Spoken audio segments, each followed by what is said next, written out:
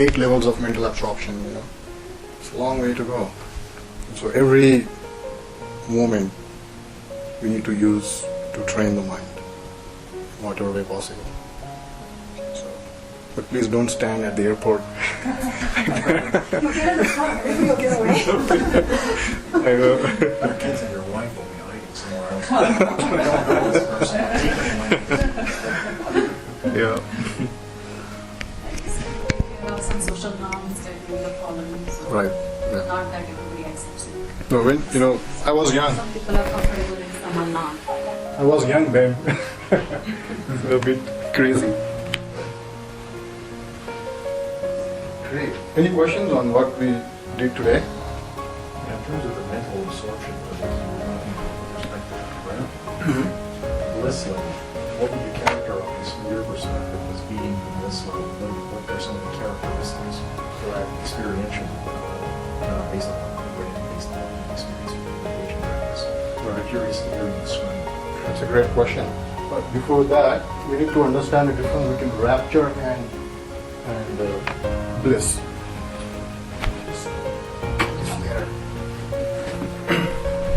See, rapture is priti in the traditional term, and bliss is sukha. Do you know both the terms? Priti and sukha? But actually, right, but in Sanskrit, it means rapture. In Sanskrit, the ancient traditional language. But anyways, the difference between rapture and bliss, and then I'll get to your question. Because rapture always precedes bliss. Happiness and rapture, they are like the twins. They always precede bliss. There's no possibility of experiencing bliss unless you're happy. Period. So the first thing to understand is what is rapture or happiness. Okay. So let's say you are in the in the desert, and you are very, very thirsty, extremely thirsty. And then you see a pond, an oasis. When you see that pond, what you will feel? Do you feel something? That feeling is rapture, happiness. But when you go to the pond and drink the water and quench your thirst, what you feel is bliss.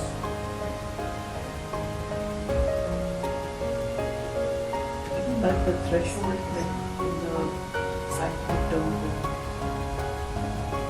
Threshold. threshold like negative bias, something. It's a very, very important threshold actually for many things. But you had a question? We want to see the what after finishing satisfaction of getting Right. water. It's very difficult to explain that. But that feeling in the embodiment, when you actually drink the water, is way up there compared to the happiness.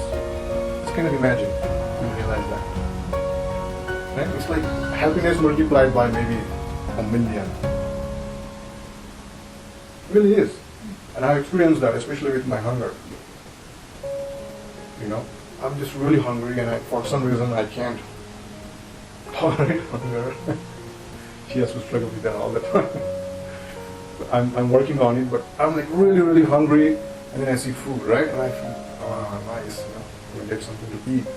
But man, when I take that first bite, and what happens in the embodiment, and because I meditate and I'm aware of whatever is happening at the level of body-mind consciousness, it is so distinct, so obvious, that feeling. So as you're meditating, going through levels of absorption, from thinking to thoughtfulness to rapture, then what happens? Rapture means generally is reflected by a smile on your face.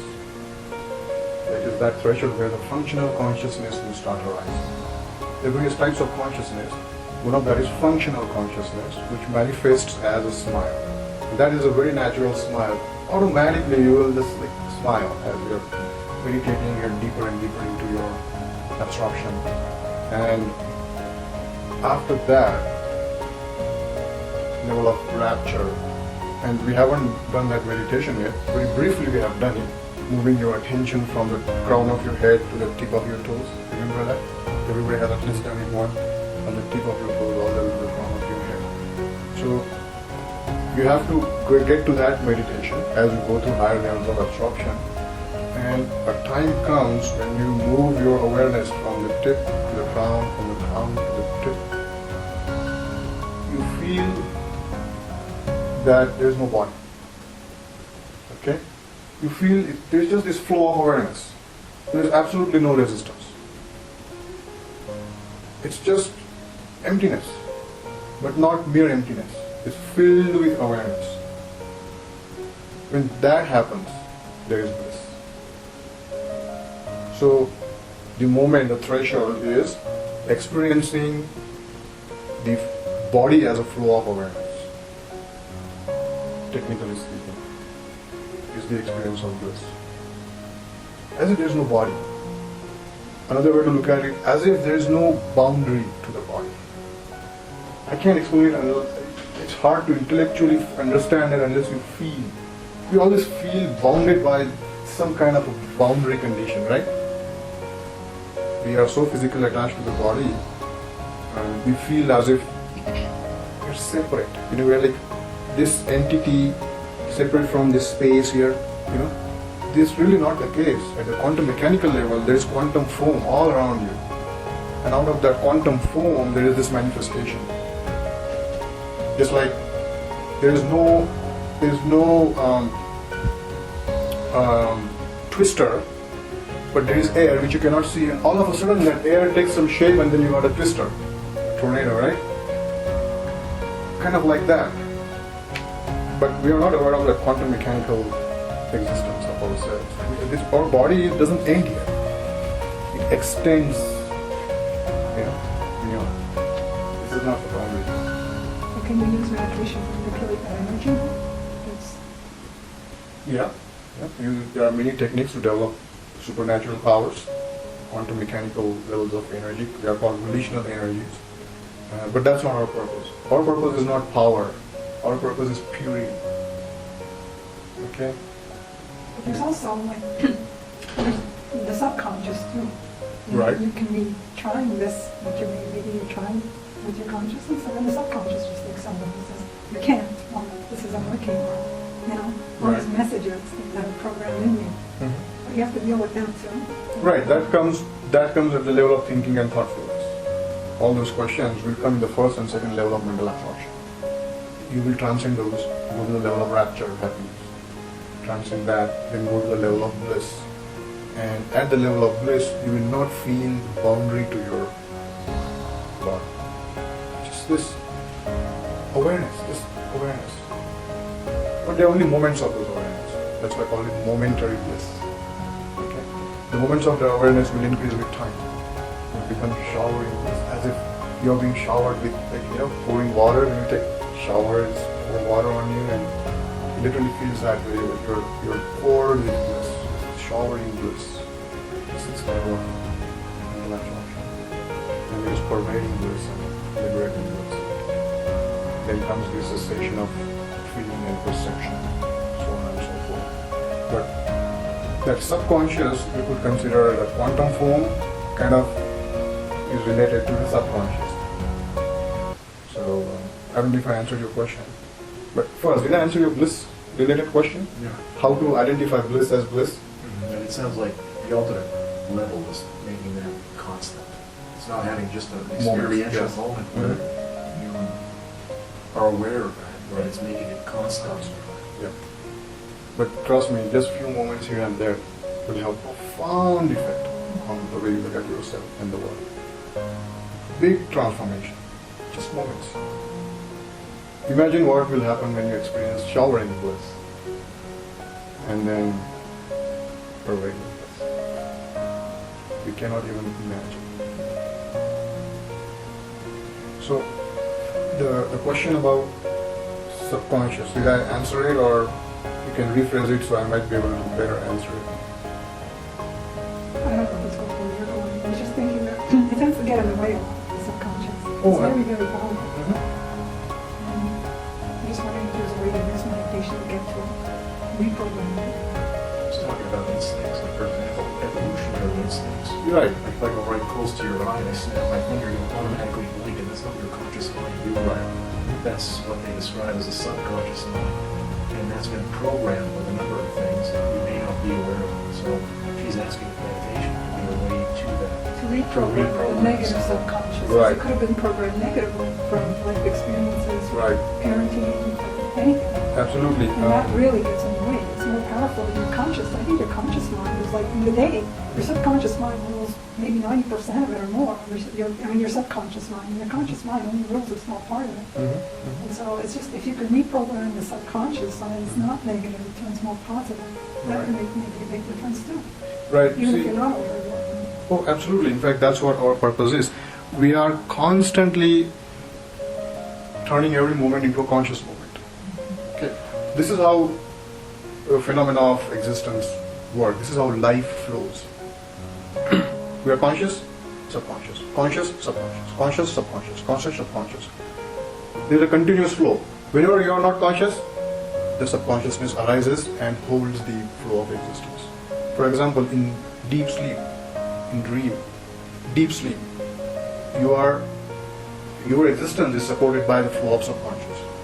The moment a dream arises or a thought arises, the flow of subconscious is curtailed, consciousness arises. Again, you go into deep sleep, subconscious, conscious, subconscious, conscious, conscious, conscious. The point is the moment of attention. When it vibrates the subconscious, it becomes conscious. Okay? So, if you keep attention, you will never go back into subconscious. If attention is gone, consciousness is gone, you are into the flow of subconscious. Then you have no control. Right? Then you are driven by the flow of existence is driven, is underlying, supported by the subconscious. So the whole purpose of meditation is to minimize that, constantly bang the subconscious with your attention. Constantly. Can you reprogram it into something positive? Can you? Reprogram it. Can you get, if the subconscious comes out and says, you can't do this, can you reprogram the subconsciousness into something that, into having it come up and tell you, yes, you can, you know? It's not reprogramming, it is making it conscious. It is purifying it. You see what I'm saying? Because the subconscious also takes over the one, like the subconscious will strike, Mhm. and then your conscious thoughts will go towards it. So if your subconscious is negative, your Mhm. conscious thoughts will become negative too. See, subconscious is not different from consciousness actually. Okay? It is subservient to consciousness. Okay? Subservient to consciousness. It's a potentiality, it underlies consciousness. Sub means sub, below. They are really the same thing. The only difference is moment of attention vibrates, it turns it into consciousness. That's all it is. It's like you have a pond, okay, and you throw a pebble in it. What happens to the pond? It's a ripple, right? So the pond is equivalent to subconscious, and the ripple is the conscious mind. Okay, so that's very important for us to understand that consciousness arises out of subconscious. So reprogramming really doesn't really work because the laws of nature are ingrained in the subconscious. Okay, so you cannot program the law of nature, right? You cannot make the fire go down, or you cannot make the water travel up. You cannot change the laws of nature. So what you do is you constantly have the attention so that what consciousness arises will be wholesome consciousness. And we're in your other half answer, I will answer when we will talk about types of consciousness. So, I'll give you an example.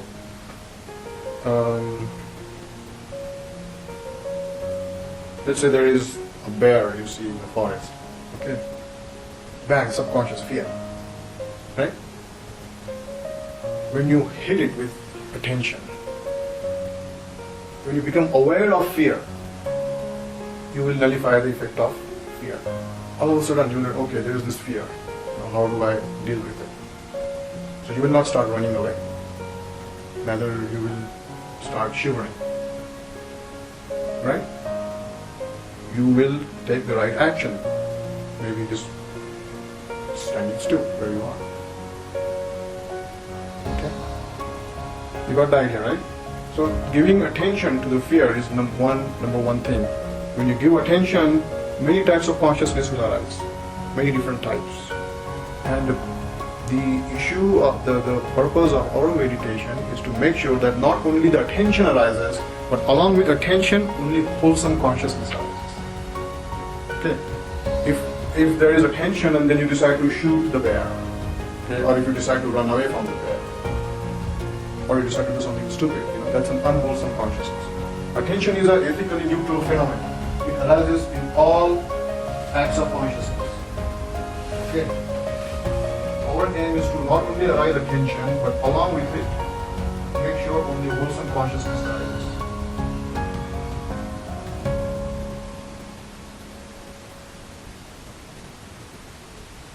So we are jumping many steps, but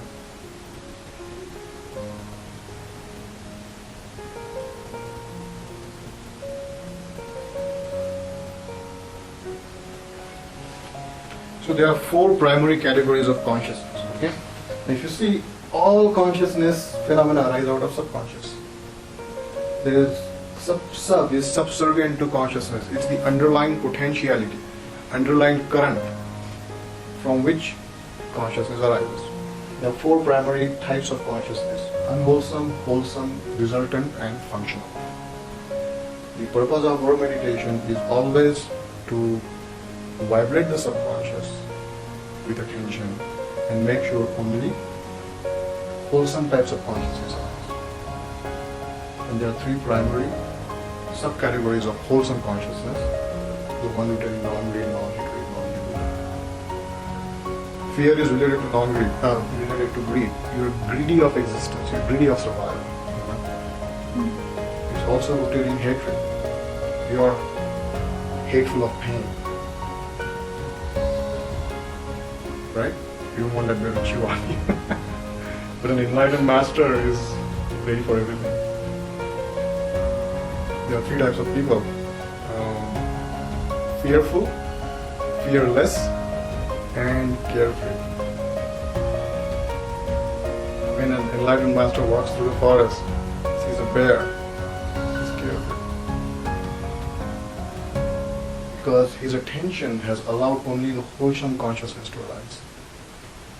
So the subconscious doesn't raise the fear. Is that what happens? Is that correct? Subconscious is potentiality. Everything is there. Everything that you can imagine is there. You are just picking and choosing. You are just making sure only good stuff arises. It's potentiality. Everything. You're reinforcing the good. In other words, that's ultimately the goal, is reinforcing all those actions. Right. Is that like positive thinking? Is that not? To some level, at superficial level. It's a willpower. Positive thinking is like cosmetic. If you have pain, you take Tylenol, right? But Tylenol only treats the symptom, not the cause. So you find out why I have this pain in my legs. Maybe because I'm not working out. Maybe because I'm not walking properly. Right? So, Or maybe just as you think you have a disease that you maybe don't even have. right, well, the point I was trying to make was positive thinking is cosmetic. Not that it's bad, but it's not the ultimate solution.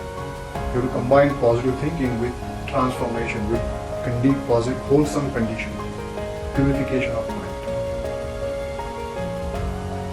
See what I'm saying? Everything has to work at the level of consciousness, period. Positive thinking, okay, at the mental level, mind, fine, good beginning. But ultimately, make it work at the level of consciousness. So, when you see the bear and you say, I'm thinking positive, everything is going to happen to me. I'm fine, it's very fine, it's okay, I am Brahman, I'm this whole world, and I'm nobody, and there's no I, and there's only body, mind, consciousness. You can Those thoughts don't come at the time when the bear is coming. whatever. You'll Yeah. find a way to run. No, if you're a meditator, at least that much you will do. You will not be driven by subconscious. You That I become can, lush, so I know. that I can guarantee you that meditation will not allow the subconscious to rule your existence. So at least you will start thinking positively, but that's not enough. We don't want to become fearless. We want to become carefree. So for careful, Buddhist knowledge, there is no differentiation between consciousness and subconsciousness. Absolutely. Constantly, he's 24 hours plugged into the subconscious. There's no really, it's conscious. The whole subconscious has turned into conscious. Everything. Moment to moment. That's why I want you to do everything in the horse washer. or the warrior posture. Moment to moment awareness.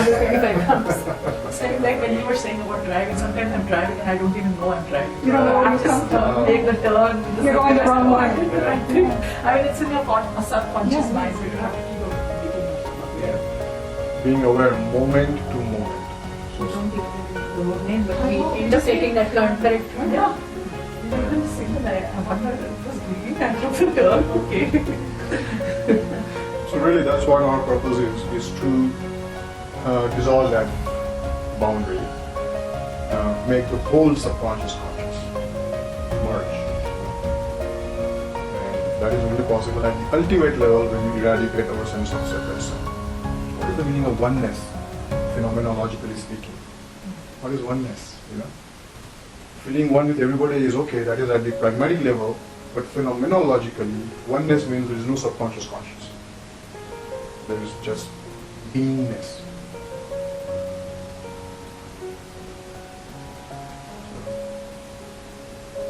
Any other? And about the issue about power, there are many traditions, they focus on developing spiritual powers, spiritual, supernatural powers, you know, like walking on water or healing a blind person. No, this is like, if you want to cross the river, take a boat. Okay? The point is to purify the mind. But you can heal yourself. If you know how to heal, if you can use that energy to heal, that's something powerful. And the healing can happen only through wisdom, through intelligence, through understanding. If you really want to heal yourself, ultimately, there are layers of healing, you know, like you go to a massage therapist, right? You will heal it temporarily, but ultimately the healing will happen only through eradication of ignorance. In other words, only through developing jnana, understanding, wisdom. And that's why intelligence is the most powerful thing that there is. Not any control on the natural forces or not having any miraculous powers. In fact, those are also very mundane, having miraculous powers. The ultimate thing is knowingness. That's why we focus so much on consciousness. Knowingness, experiencing, understanding, these are all, or cognition, these are all phenomena of consciousness. And that's why consciousness is the ultimate reality of our existence. Ultimate reality of our experience. And that's why consciousness should become our subject of investigation. It's also very important. Instead of spending 40 years in a Chinese monastery on Udana mountain, there are many different traditions, right? They work 40 years, 12 hours a day so they can fly or they can levitate. You know? I would spend those 40 hours on purifying, on merging, you know, on removing the sense of separate self, ego. Constantly focusing on purity rather than power. Purity rather than power. And not that we don't need power in our practice, we need energy, right? But it has to be balanced and kept in check with mindfulness, with wise attention, humility. And that's why in the horse posture, a martial artist would stand like this, right? Like that, ready to strike, you know? Right? But this, there's humility in our posture, so we balance the horsepower. You're not thinking that I'm developing power. You're aiming towards purity. That won't it just come naturally? No. We have to specifically practice certain types of meditations To get that power. to get that power. If you want to walk on water, you'll have to completely master the water element. There are specific meditations for I'm that. not talking about the walking power of like perceiving the future and all, because I have a guru and he's an enlightened soul and he's very, very humble and modest. But I feel whenever I go to him, I take his blessings. Maybe it's my thinking, you know. My things get sorted. And he's just humble. He's just like, he just emphasizes on purity and this and nothing. But maybe that's my feeling, but things happen right, you know. Right, yeah, so So that's... he perceives it and he makes it right for me, and that's what I think. That's our purpose. Our purpose is to develop generosity, develop compassion, non-greed, non-hatred, non-delusion. Generosity, compassion, wisdom. That's our purpose. And then all the boundaries slowly dissolve. Past, present, future, everything is just awareness. So like you said, you can see the future, you can see the past. That knowingness, what is knowingness? There is no boundary condition. It all becomes one. It's like you are on the ground, and if you look around you can only see it this much. But if you go to the Pikes Peak and look, you can see so much. So it's like that. So coming back to the issue of consciousness, in the last session we talked about how consciousness is a flow, a phenomenon, and not a fixed entity. Everybody is clear on that issue, right? It's not something fixed, it's a flux. So that is one thing to understand. So you don't get attached to it as some Brahman consciousness, all pervading, non-changing. That is subtle delusion.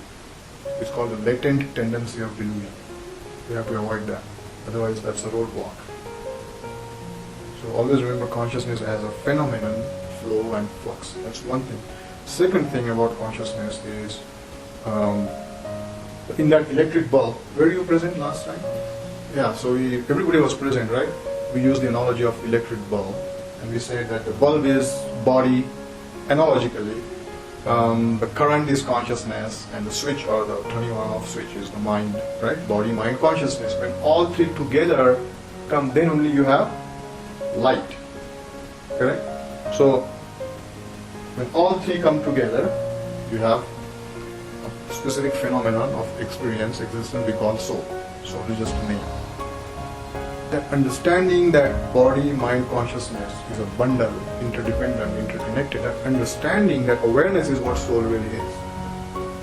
And if Sunny was here, I would have discussed his email further. He has sent an interesting email. But I have to really one-on-one talk about that. It's a very good email that needs to be really explored thoroughly so that we don't develop any latent tendency of attachment even to consciousness. So first, like I said, body, mind, consciousness together. So in this interdependent, interconnected phenomenon of body, mind, consciousness, consciousness is the forerunner, the king. Mind is the, let's say consciousness is the president, then mind would be the cabinet member and body would be the soldier. That's another thing to understand is what role they play in the phenomenon of soul.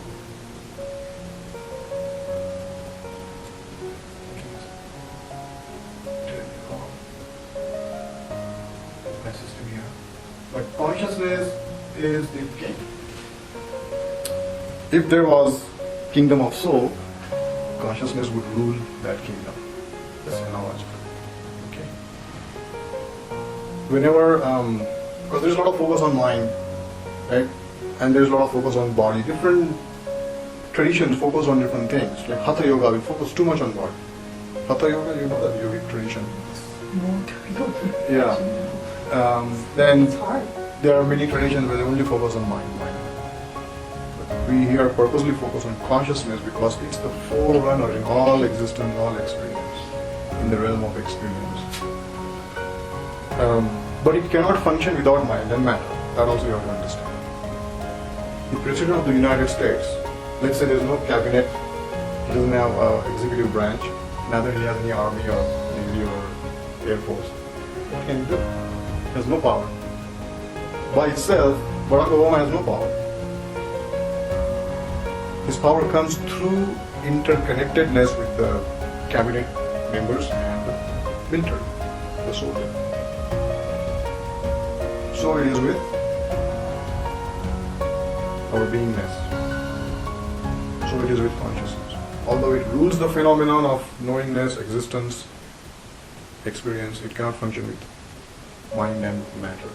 That's another thing to understand. Why it is important to understand? Because we want to constantly gear our efforts towards consciousness. make it our subject of investigation. Pragmatically speaking, we have to always try to experience something to understand something. Because consciousness is the phenomenon of experience. So if I tell you, according to my book, I believe if you believe in somebody, then my sins will be washed away, or I will be whatever. Believe in this, and then you'll be taken care of. Not that you don't have to push that away, you have to experience that and then only accept it. Right? If your guru tells you, you come to me and only through me you can reach the last final abode, or you come to me and only if I put my hand on your head and give you that Shakti path, you're aware of all these traditions, right? Then only you can. There are all kinds of belief systems, all kinds of dogmas and doctrines. If everybody were to focus on consciousness, meaning giving utmost importance to experiencing before accepting. Okay? Even the subject of God, let's say. I'm not a theologian, but if you really want to say whether there is God or not, don't blindly accept it, neither reject it. Experience it. Make it the object of consciousness. But on the other hand, if you really truly believe that somebody putting your hand on you will heal your headache, it may have that effect. Right, but it's not the person who's doing it. It's you. It's you. But So it's yeah, you, right? Yeah, but you're doing it through that belief. No. There's a whole other area of belief versus faith, and that's another big topic we have to discuss someday. But unless you experience it, you will not accept the other person as your savior or as a healer. Neither reject it, but you will see, let me experience to find out, is it really his touch, or is it my own will? Is it my own desire? You would experientially understand that you avoid all possibilities of falling in the trap of belief systems. If your goal is to heal Especially- your headache, and just believing that works, what's wrong with it? Not believing, keeping it open. Let me see what happens. Okay? Because the worst thing we can do ourselves is to develop superstition and suspicion. Especially superstition. If you just superstitiously believe, then you are completely throwing away the whole concept of consciousness. Have you experienced it? No. I'm not saying don't believe, but keep it open. Just keep the door open. Don't shut it, or don't just accept it with some belief. Okay, let me see what happens. That kind of thinking. You see? And then when you experience it, then you say, oh, okay, this stuff works. Just like swimming, for example, if somebody gives you videos on swimming and books on swimming, and you see talk to a bunch of swimming experts and learn a lot of stuff on swimming, become a swimologist. Still you don't know swimming until you jump in the water and swim. The reason you know swimming when you jump in the water and swimming, because you have experienced swimming, quote unquote. See what I'm saying? That's the ultimate reality. Beyond that, you don't have to know anything more about swimming. You know it then. Would you agree with that? Once you actually swim, do you really need to go further into investigation? This is why I think a lot of the communication that we're having, I think, is based on conveniences and categories, and we're trying to get to the truth through communication and analysis, but in the end, everything's experiential. Exactly. In terms of reaching the ultimate level, in my mind at least, is that we can talk about this all the time and see conflicts in what we're saying, Right. when in fact the truth is experiential, so a lot of it is inconsequential. In the end, we may all be saying the same thing, divinely, and just not seeing it. I disagree with that. I disagree with that because a lot of traditions, a lot of religious traditions especially, they will tell you not to think, not to experience, but to believe. Really. And they will say, if you don't believe, you're not going to get anywhere. They don't even want you to think. My good friend once said, Sam, you are born to believe, not to think. That's what he told me. You know? All the experiences. A mullah tells, yeah, exactly, but a mullah tells his follower that if you kill for the sake of religion, you will get 49 virgins in the seventh heaven. You know that, right? He believes that. And that's where superstition arises.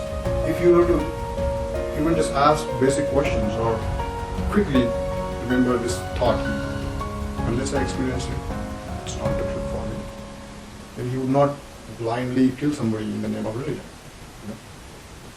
Let me ask you this, do you believe it's possible for someone to be born in isolation somewhere, not have any external input from the world in terms of meditation type practices, methods, analysis, and reach enlightenment?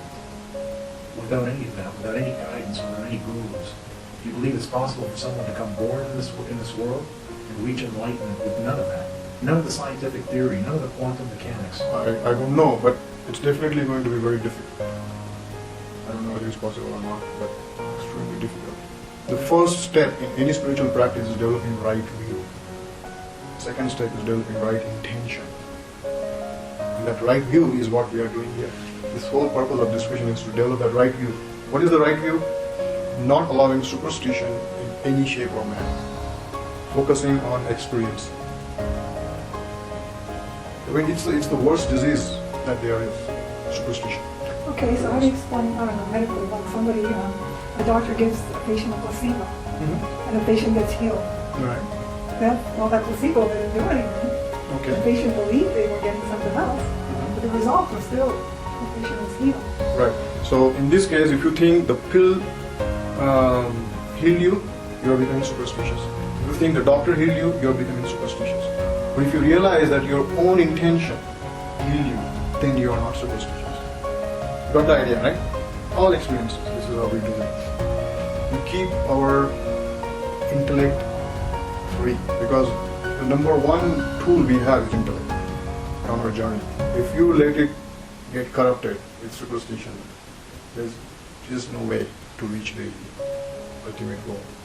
I think belief and knowledge, they're delusion until you experience it, until you analyze it yourself, found it. Until then, there's delusion. If you're accepting it blindly, Right. it becomes a belief.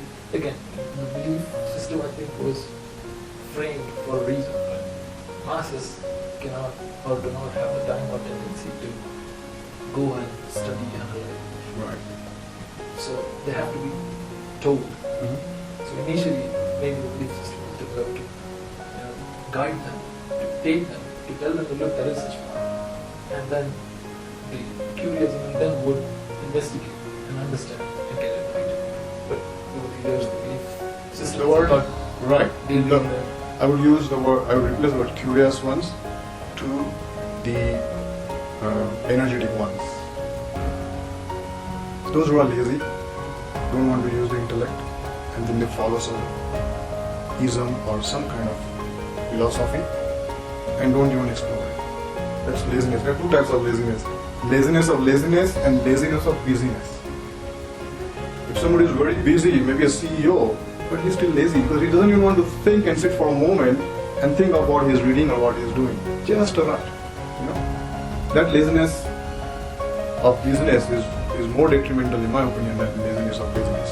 A lot of people today, they make their lives so busy so that they don't have to deal with whatever's going on. And they think they are very energetic. That's the worst thing is, and I have a very intimate relationship with people whom we constantly discuss this issue. Because I'm bombarded with this criticism that I'm lazy because I don't do anything, right? And then there is this understanding that they're so busy, 18 hours a day, that they're very busy. Not realizing that the laziness of business is... Well, they're trying to keep their mind occupied, you know, with So doing they're not something. Yeah, so Yeah, think about it. Right. Just keep busy, that's it. Yeah, you keep busy, you can't think, you know, so it's another way of... It needs a lot of energy to think, not really, to contemplate, to meditate. Similarly, it takes a lot of courage to become carefree. You know, people repeatedly say that if you don't fight, then you are fearful or lame or whatever. That's not the case. It takes more courage to not fight than to fight. Really. Like Mahatma Gandhi taking on the British soldiers and not fighting back is more courageous than Subhash Chandra Bose hiding behind some tree and shooting a soldier. You know? It takes a lot of courage to become carefree. It's a higher state of being than fearlessness. Similarly, it takes a lot of energy to think, to use the intellect. Well, that's the thing, like they say that being alone with your thoughts is a scary place to be, so a lot of people are avoiding that all costs, using all kinds of things. They're busy all the time, getting involved in, whatever. So to conclude, we will focus on two things. We will try to focus on two things: is to become carefree and constantly giving significance to experience, not allowing any superstition to corrupt the conscious, the intellect.